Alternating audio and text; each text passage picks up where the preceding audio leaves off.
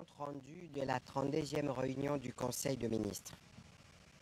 Le président de la République, Félix Antoine Tshisekedi Tshilombo, a présidé ce vendredi 21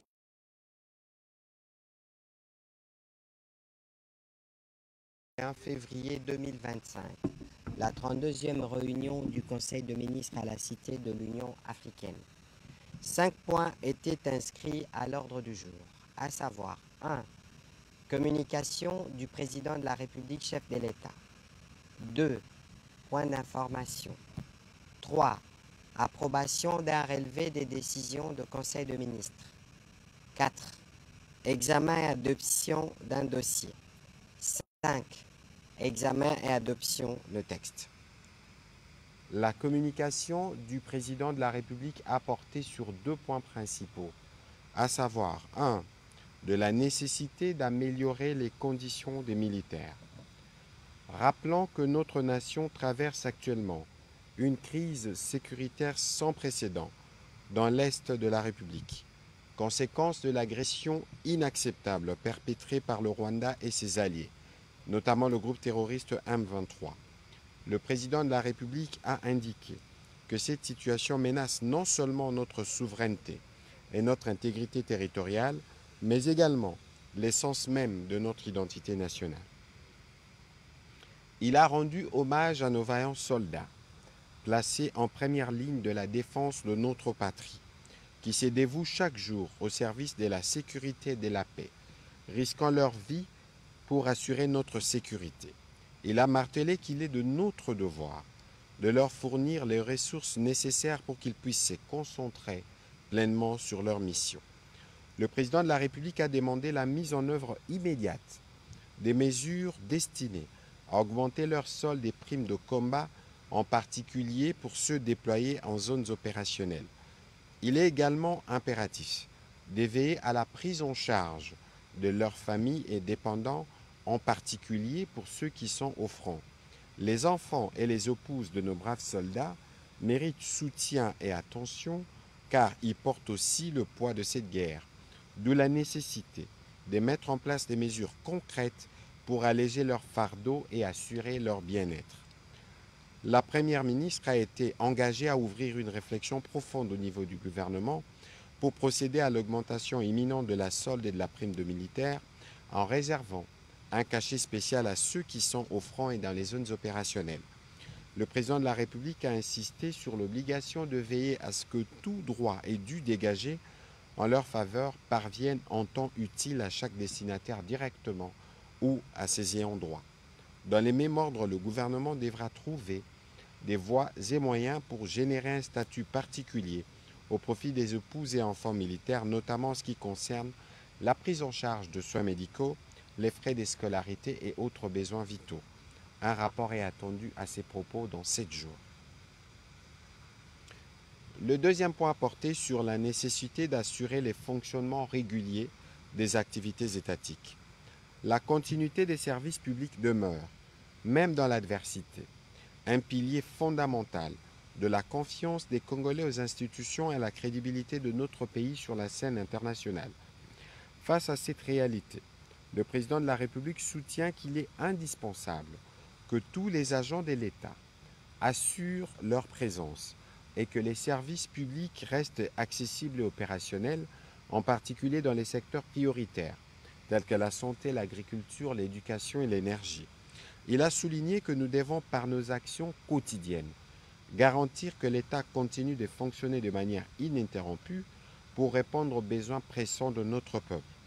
Le président de la République a exhorté les membres du gouvernement à redoubler d'efforts pour adapter ses méthodes de travail aux réalités actuelles, tout en veillant au respect de nos engagements internationaux, car ceux-ci sont le fondement de notre crédibilité sur la scène mondiale. Le dialogue avec les partenaires internationaux doit être maintenu pour assurer le soutien et la coopération. Dès lors, le président de la République a engagé les gouvernements à mener constamment une campagne de sensibilisation des agents publics sur l'importance de maintenir les services publics même en cette période de crise. La discipline et l'engagement ne devraient connaître aucune faille, a-t-il insisté. Dans la suite de la communication du président de la République, la première ministre chef du gouvernement est revenue sur quelques points, notamment la restitution de sa participation au 38e sommet des chefs d'État et des gouvernements de l'Union africaine et à la 1261e session du Conseil de paix et de sécurité de cette institution africaine, à Addis Abeba du 14 au 16 février 2025, où elle a représenté le président de la République, chef de l'État. Elle a annoncé qu'elle va encore représenter les présidents de la République à la 58e session du segment de haut niveau de chefs d'État du Conseil des droits de l'homme des Nations Unies. Dans les mêmes ordres d'idées, elle a tenu à féliciter la ministre des Droits humains, le ministre de la Communication ainsi que toute l'équipe gouvernementale qui a travaillé et obtenu la résolution de cette institution onusienne condamnant clairement le Rwanda et appelant à l'ouverture d'une mission d'établissement des faits pour les crimes commis par l'armée rwandaise dans notre pays. Elle a aussi abordé quelques aspects relatifs au front judiciaire, notamment le procès qui s'est ouvert récemment à Arusha et qui oppose la République démocratique du Congo au Rwanda à la Cour africaine de droits de l'homme et des peuples. Elle a annoncé l'arrivée prochaine à Kinshasa du procureur de la Cour pénale internationale pour suivre de près les dossiers des crimes commis dans l'est de notre pays. Au sujet du front militaire, elle a rappelé le travail quotidien du gouvernement aux côtés du président de la République qui met tout en œuvre pour que nos forces armées puissent mettre fin à l'agression rwandaise. Elle a appelé à un soutien indéfectible à l'armée et à son commandant suprême, ainsi qu'à la préservation de l'unité gouvernementale à travers une communication coordonnée. La Première ministre a aussi évoqué la nécessité de la mobilisation de toutes nos populations sur les enjeux de l'heure dans les prolongements de la séance de travail qu'elle a tenue le lundi 17 février 2025 avec quelques membres du gouvernement dont les ministères ont un accès naturel et direct avec l'opinion publique. Elle a demandé à l'ensemble des membres du gouvernement d'intensifier au niveau de leurs bases politiques et de leurs espaces géographiques la communication sur les enjeux de la guerre qui nous est imposée depuis 3 décennies par le Rwanda. Elle a insisté pour que toutes ces actions de sensibilisation politique et des mobilisations populaires s'inscrivent dans la perspective du renforcement de l'unité nationale et du respect des valeurs républicaines prônées par le président de la République sans intention d'invective, de stigmatisation ou de discrimination sociale ou ethnique, car la question concerne tous les Congolais. Et pour terminer, la Première ministre a rassuré que la problématique monétaire dans les zones occupées des provinces du Nord et du Sud Kivu a été scrupuleusement examinée au cours de la réunion du Comité des conjonctures économiques tenue sous sa direction le 19 février 2025. La réunion a analysé les modalités des paiements des salaires de fonctionnaires et des primes à nos militaires au front non seulement dans ces deux provinces mais également dans des contrées environnantes. Invités à la réunion, les responsables des régies financières, des entreprises et organismes publics, des entreprises et banques privées et en leur représentation dans les deux provinces ont été instruits de transmettre au gouvernement dans les plus brefs délais les informations sur la situation actuelle de leurs entités respectives. Des informations complémentaires recueillies auprès d'autres responsables ont permis d'alimenter la réflexion stratégique sur la problématique. Cet ensemble d'informations met l'accent sur les risques liés à la poursuite ou non des activités financières, sur la situation du personnel, sur les niveaux d'activité et de recettes. À cet effet, elle a demandé aux ministres concernés, notamment au vice-premier ministre, au ministre de l'Intérieur, celui de la Défense, au ministre du Budget, des Finances et de Pétentique, d'examiner la problématique de la gestion des réseaux de télécommunications et de réfléchir sur les modalités de paiement des salaires des fonctionnaires et des primes aux militaires au front du Nord et du Sud Kivu. Les responsables des structures concernées sont tenus d'informer régulièrement le gouvernement de l'évolution de la situation dans les deux provinces précitées. Au deuxième chapitre du Conseil de ministres de ce jour, relatif aux points d'information, prenant la parole, la vice-ministre de l'Intérieur, représentant le vice-premier ministre en mission, a présenté au Conseil le rapport sur l'état et l'administration du territoire. L'état d'esprit de la population a été marqué notamment par l'approbation d'une frange importante de la population des efforts déployés par le président de la République sur les fronts diplomatiques, des exactions et des exécutions sommaires sur le civil par les terroristes du RDF M23 dans les villes de Goma et de Bukavu, mais aussi dans les localités environnantes. Le vice-premier ministre, ministre de l'Intérieur, a aussi fait mention de la détérioration de la situation des droits de l'homme dans les provinces du Nord et du Sud Kivu du fait des agissements de l'armée rwandaise et de ses supplétifs. Il a noté que des sanctions ciblées des États-Unis contre le général James Kabarebe et le porte-parole du M23 ont été prises à cause du rôle central qu'ils ont joué, qui jouent dans la guerre d'agression en République démocratique du Congo, ayant coûté la vie à plus de 3000 personnes à Goma. En ce qui concerne le banditisme et la criminalité, il a rassuré le Conseil de la poursuite de l'opération Ndobo à Kinshasa et dans d'autres villes. S'agissant de la problématique des embouteillages dans la ville-province de Kinshasa, la réunion d'évaluation entre ministères et services concernés a décidé dans un premier temps de la suspension de la mesure de circulation alternée à partir du lundi 24 février 2025. La Commission nationale de prévention routière et les commissariats provinciaux de la police de Kinshasa ont été chargés de proposer des mesures adéquates après les travaux d'inspection routière prévus le dimanche 23 février afin de préserver la fluidité du trafic routier dans quelques axes de la ville-province de Kinshasa. Toujours sur ces chapitres sécuritaires, le vice-premier ministre, ministre de la Défense, représenté par le vice-premier ministre, ministre de l'Économie nationale, a informé les membres du Conseil des détails de la situation opérationnelle et sécuritaire dans les deux provinces précitées, mais aussi en Ituri et dans les opérations qui continuent dans la périphérie de la ville-province de Kinshasa. Évolution de la situation récente sur le marché d'échange ainsi que de biens et services. La gouverneure de la Banque centrale du Congo, intervenant en tant qu'invité, a peint le tableau d'une stabilité économique intérieure observée sur les principaux marchés au cours de la semaine précédente, laquelle s'est maintenue cette semaine grâce à une coordination des politiques conjoncturelles. En effet, l'activité productive devrait, d'après les dernières estimations, progresser de 5,4% en 2025 contre 6,0% en 2024. Bien qu'en ralentissement, cette croissance reste supérieure à la moyenne de l'Afrique subsaharienne. Au cours de la deuxième semaine du mois de février, les rythmes de formation de prix s'est légèrement accéléré, soit 0,18% contre 0,16% la semaine précédente, portant les niveaux cumulés à 1,35% contre 1,97% à la période correspondante de 2024. En glissement annuel, l'inflation est ressortie à 10,64% contre 22,57% à la même période en 2024. Le cours de change du franc congolais par rapport au dollar américain s'est établi à 2848,76 francs congolais sur les marchés officiels et à 2878,13 francs congolais au parallèle. En cumul annuel, la monnaie nationale s'est dépréciée de 0,12% à l'indicatif et à 0,39% au parallèle.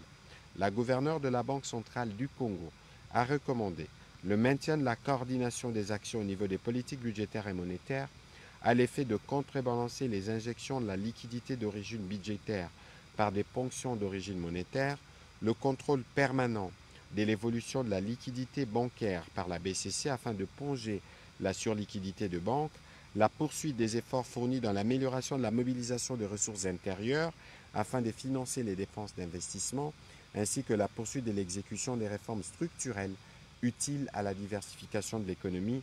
Le Conseil a pris acte de ce rapport. Situation épidémiologique en République démocratique du Congo.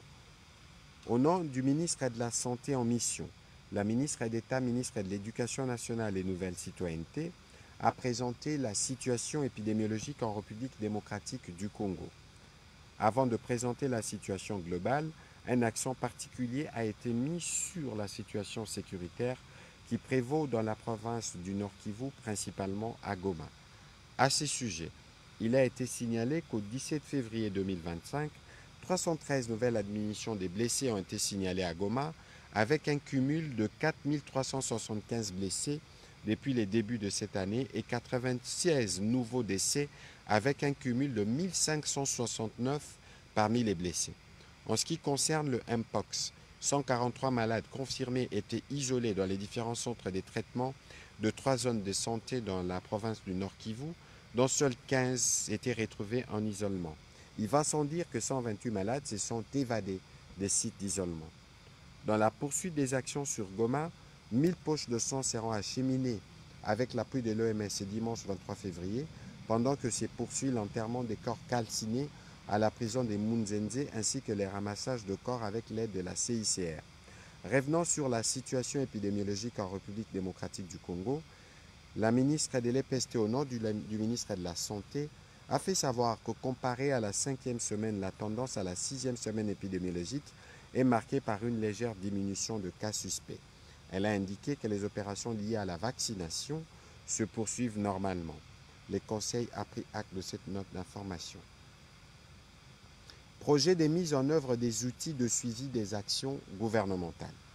Le vice-premier ministre, ministre du Plan, de la coordination de l'aide au développement a présenté aux membres du Conseil la note d'information relative au projet de la mise en œuvre des outils de suivi des actions gouvernementales CISAG.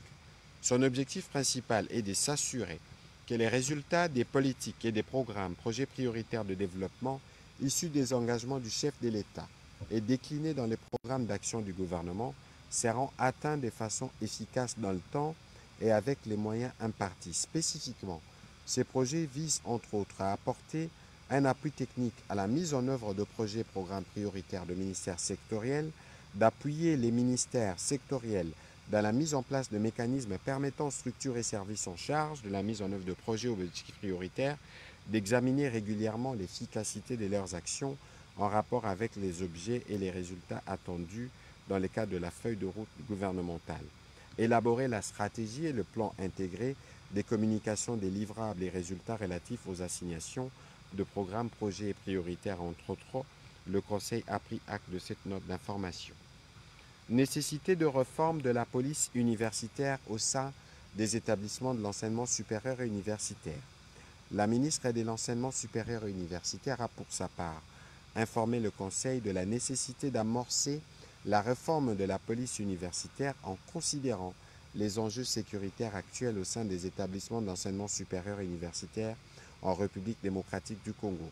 En effet, la très forte croissance au cours de ces dernières années, tant du nombre d'établissements publics et privés d'enseignement supérieur universitaire que du nombre d'étudiants, du personnel enseignant et administratif, crée de nouveaux besoins d'ordre sécuritaire et rend impératif et urgent la mise en place d'un dispositif sécuritaire préventif et dissuasif pour une efficacité avérée au sein des 10 établissements. De plus, les travaux des experts et la direction de la police universitaire ont entre autres mis en exergue les actions qu'il faut mener pour réussir cette réforme. La ministre de l'Enseignement supérieur universitaire a présenté les mécanismes de mise en œuvre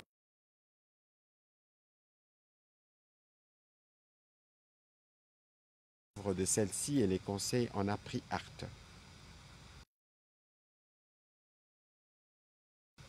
Adhésion de la République démocratique du Congo au Conseil des pays producteurs d'huile de palme. La ministre déléguée la ministre d'État, ministre d'Affaires étrangères, en charge de la coopération internationale et francophonie, a présenté la note d'information sur l'adhésion de la République démocratique du Congo au Conseil des pays producteurs d'huile de palme.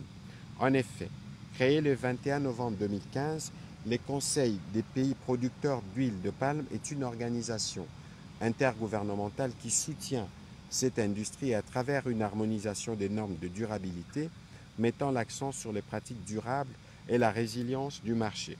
L'organisation poursuit plusieurs objectifs majeurs, notamment représenter les intérêts des pays producteurs d'huile de palme, promouvoir le développement durable de l'industrie d'huile de palme ou encore répondre aux enjeux environnementaux, économiques et sociaux qui affectent les secteurs. Considérant le profil de notre pays, qui dans les années 70 était le deuxième exportateur d'huile de palme après la Malaisie, il est impérieux que notre gouvernement travaille à réinscrire le pays dans cette dynamique essentielle à son développement, a martelé la ministre déléguée près le ministre d'État, ministre des Affaires étrangères. le Conseil a pris acte de cette note d'information. Au troisième chapitre du Conseil de ministres de ce jour, relatif à l'approbation d'un relevé des décisions, les membres du Conseil ont approuvé les relevés des décisions prises respectivement lors de la 31e réunion ordinaire du Conseil de ministres et du vendredi 7 février 2025 et de la deuxième réunion restreinte du gouvernement du mercredi 19 février 2025. Au quatrième chapitre du Conseil de ministres de ce jour, relatif à l'examen et à l'adoption d'un dossier, projet de feuille de route des réformes gouvernementales du climat des affaires, le vice-premier ministre, ministre du Plan, a soumis pour avis et approbation les dossiers relatifs au projet de feuille de route des réformes gouvernementales sur les climats des affaires. Il s'est appuyé sur l'instruction du président de la République, chef de l'État, lors de la deuxième réunion ordinaire du Conseil de ministres du 21 juin 2024, lui enjoignant d'identifier dans les plus brefs délais, et c'est en attendant les développements d'un plan stratégique pluriannuel, des actions prioritaires à exécuter, de poursuivre avec les mécanismes de suivi et évaluation déjà expérimentés et faire précéder ces initiatives d'une évaluation permettant d'apprécier l'état d'avancement de la mise en œuvre de réformes jusqu'à ce jour. En exécution de cette instruction, les groupes thématiques sectoriels climat des affaires, partenariat public-privé, promotion des investissements emploi ont organisé les travaux d'évaluation de la feuille de route des réformes sur les climats des affaires, au terme desquels il s'est dégagé la nécessité d'avoir une feuille de route en 3 matrices. Après débat et délibération, le Conseil a adopté ces dossiers. Au dernier chapitre du Conseil de ministres de ce jour, relatif à l'examen et à l'adoption d'un texte, projet de décret, le ministre de Mines a présenté au Conseil le projet de décret portant modification et complément du décret numéro 19/16 du 5 novembre 2019 portant création, organisation et fonctionnement de l'autorité des régulations et des contrôles de marché de substances minérales stratégiques soumis par le ministre de Mines. Après débat et délibération, le Conseil a adopté ces projets de décret moyennant amendement. Avant de clôturer le Conseil de ministres de ce jour, le président de la République a appelé tous les Congolais à rester mobilisés et unis autour de lui et de nos forces armées pour venir à bout de cette agression qui sème mort et désolation dans 2 grandes provinces de notre pays. Commencée à 14h46, la réunion du Conseil de ministres a pris fin à 17h35. Je vous remercie.